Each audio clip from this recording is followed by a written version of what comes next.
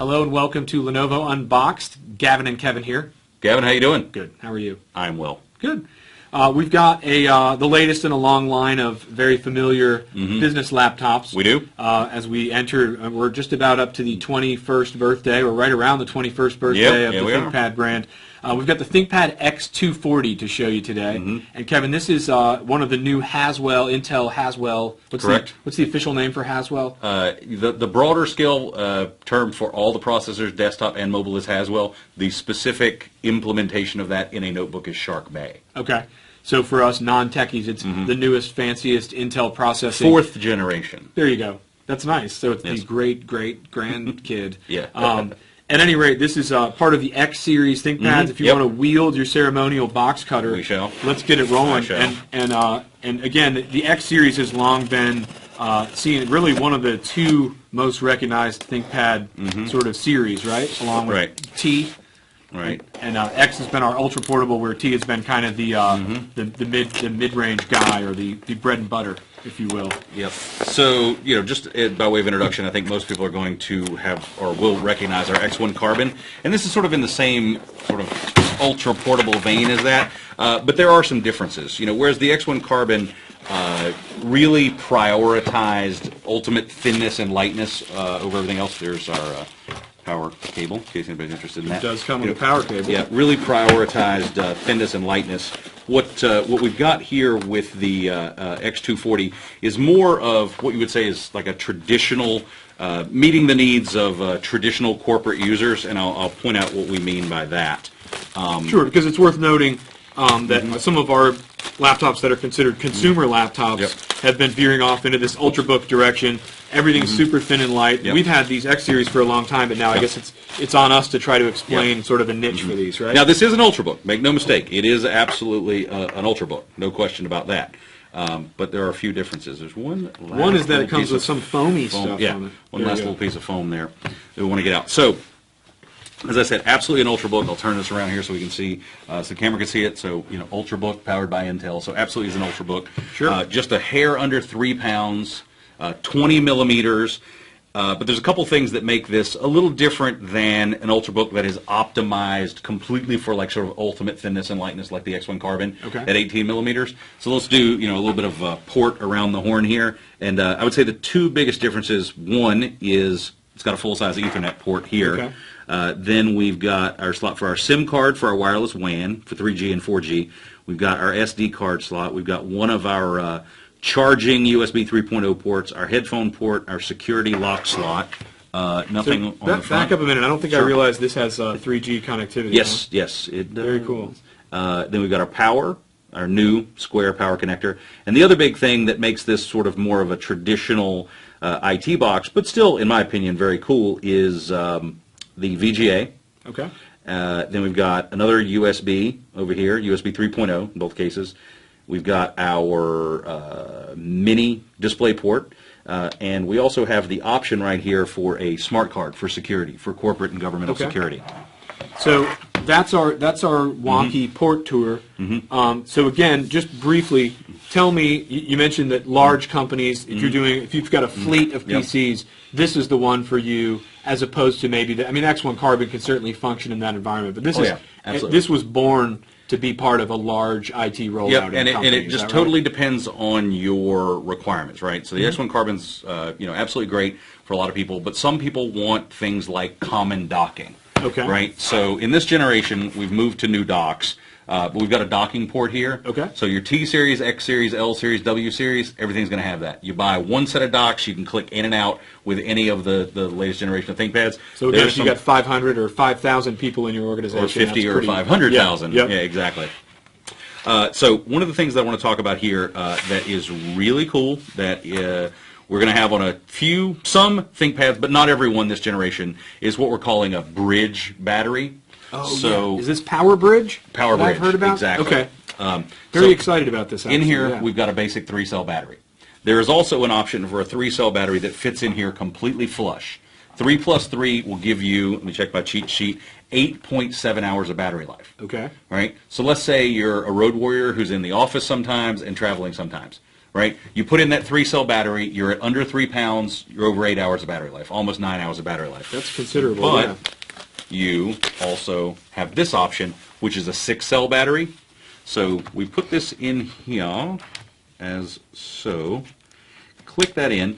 We've made it a little thicker, made it a little heavier, but you don't have to carry this all the time. Right. Right. Now this you're is up when to you need it. 17.4 hours of battery life. Oh.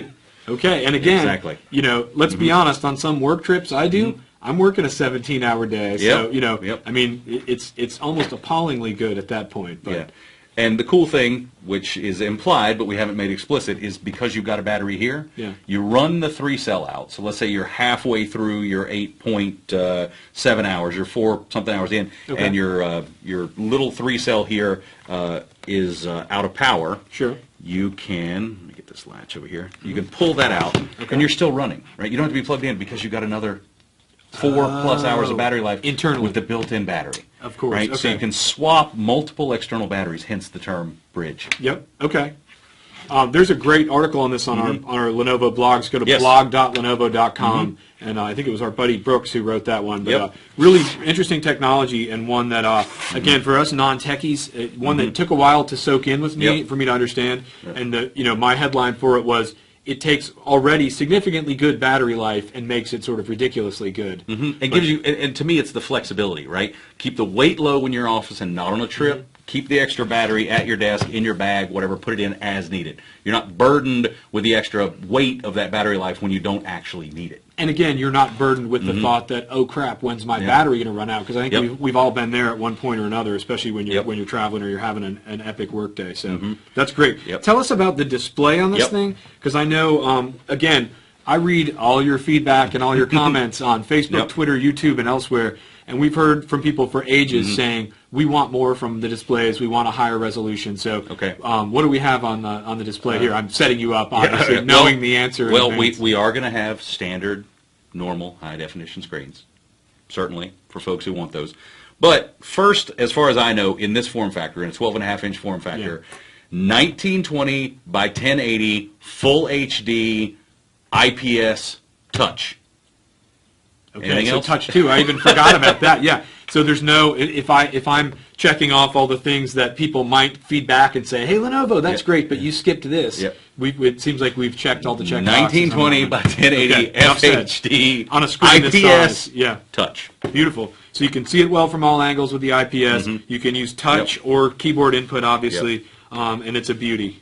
That's And great. Wanted to point out that that was one thing that we did change for this generation, because if you think is that we've long since had the screens that laid back 180 degrees. Yes. But if you look at some of the older designs that didn't have touch screens, the hinge pivot point was above the top plane of the system. So if you folded it all the way back, even if it was a touch screen, it was effectively pointed away from you. Yeah.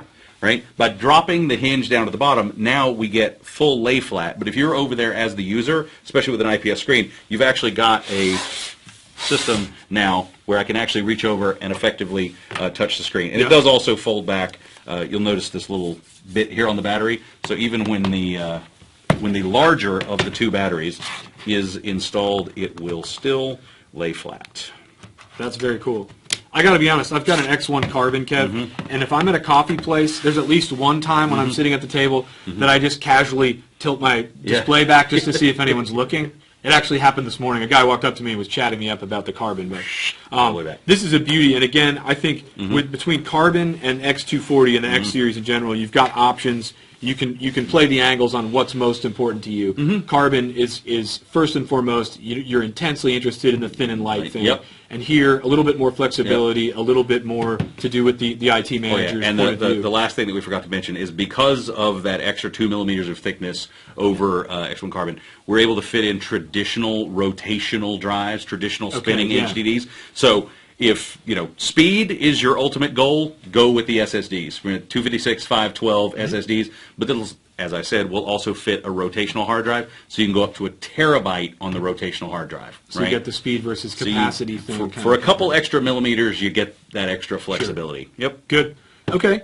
let's do a quick cut and boot the thing up and just show people, and then we're going to cut out and try to keep it brief because we know you're busy road warriors in your own right. So quick cut. We'll be right back. And we're back. So Kev, just give us a quick look. We've booted it up, obviously. Just first of all, we can just reflect, so to speak, on the display, right? And remind people that it is a touch screen, which for me, having been around X series ThinkPads for a long time, is a little bit of like I almost wouldn't think to reach out and touch the thing. Nope, haven't had that before in the traditional X series. X1 Carbon, of course, but in the traditional 12-inch X series, nope. So again, 1920 by 1080 Full HD IPS touch screen. Very sweet. And Windows 8 looks beautiful on there, as does our inexplicable iceberg screensaver. Wallpaper, anything else to add? I'm sorry, wallpaper. It is not a screensaver. Correct. Yeah. Anything else we want to share before we cut and run? No, I think we're good. Backlit keyboard, we didn't talk about that. But, oh yeah. Again, I've got one on my model and love it. All right. That is, in fact, the ThinkPad X240, and we thank you for joining us today. Thanks, Kev. Thank you.